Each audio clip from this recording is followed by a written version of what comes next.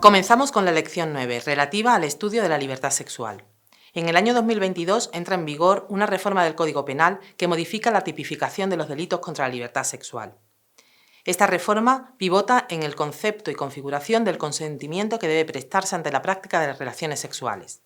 La reforma no ha estado exenta de polémica, en tanto que rebajaba el límite penológico, lo que suponía una rebaja en las condenas. Esto provoca un gran revulsivo en la sociedad, puesto que algunas personas que cumplían condena por atentados graves a la libertad sexual podrían beneficiarse de una rebaja de la pena.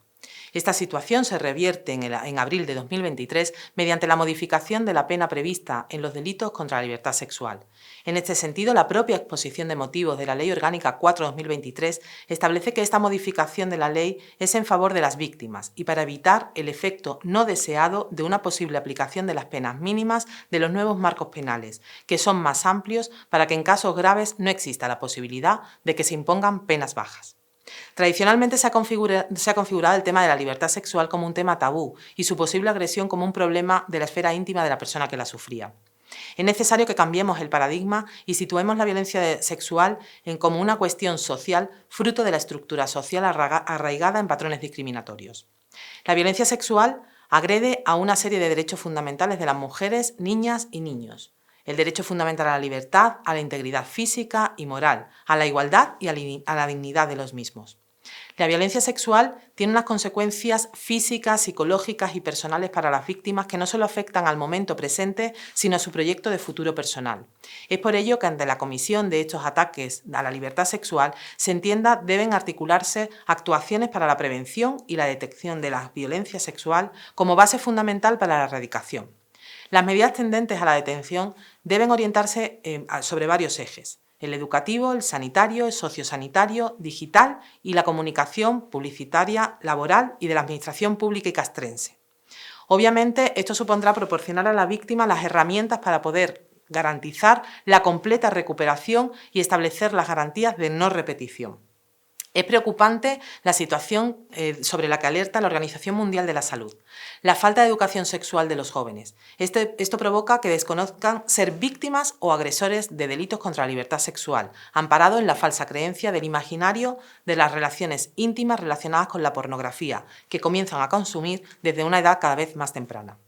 Esta misma organización advierte que la salud sexual se consigue mediante el respeto de los derechos sexuales de todas las personas,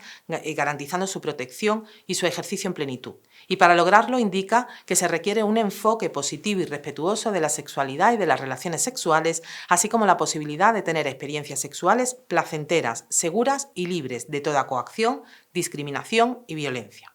Y para la consecución de esto es necesario que exista consentimiento de las partes para la práctica de las relaciones sexuales. Y el consentimiento debe ser expresamente afirmativo. En este sentido, debemos entender que el consentimiento no puede ser considerado de forma tácita por actos que conduzcan a determinar la voluntad de una mujer a mantener relaciones sexuales, sobre todo en aquellos casos en que existe la intimidación suficiente y eficaz en la ocasión concreta para alcanzar el fin propuesto, paralizando o inhibiendo la voluntad de resistencia de la víctima y actuando en una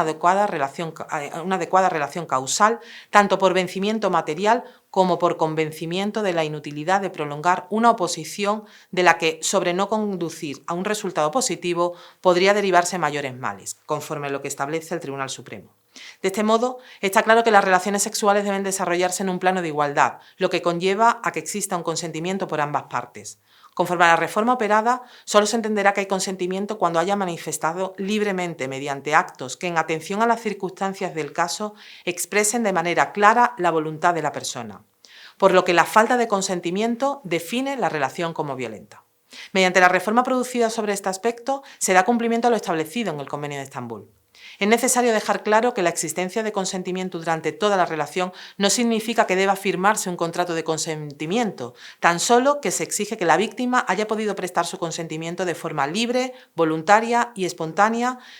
que se manifestará a través de expresiones derivadas de las palabras o acciones por actos exteriores que de forma clara e inequívoca expresen la voluntad de la víctima. Así, en su contrario, se entenderá que no existe consentimiento siempre que medie violencia, intimidación, situaciones de vulnerabilidad de la víctima o situaciones de superioridad, así como en los casos en que se mantengan relaciones sexuales con personas privadas o anuladas de sus capacidades volitivas de forma permanente o transitoria.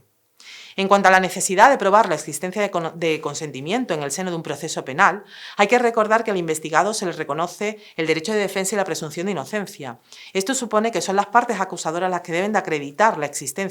inexistencia del consentimiento, ya que el investigado o acusado no tiene que soportar la carga probatoria sobre la existencia del mismo, aunque por supuesto podrá aportar elementos probatorios que considere oportunos para la acreditación de la existencia del consentimiento. Por otro lado, con la finalidad de evitar la posible revictimización de la víctima que se pueda producir por la declaración reiterada sobre lo sucedido ante diferentes autoridades, la ley permite la posibilidad de grabar la declaración de la víctima a través de medios audiovisuales para su posterior reproducción. Es cierto que este tipo de conductas delictivas suelen desarrollarse de forma subrepticia y sin testigos, siendo la víctima en ocasiones la única testigo. De este modo, el tribunal podrá adoptar las medidas necesarias para evitar que se le formulen preguntas sobre su vida privada, en concreto sobre su intimidad sexual, que no tengan relación con el hecho enjuiciado, con la finalidad de contradecir o cuestionar la versión de la víctima.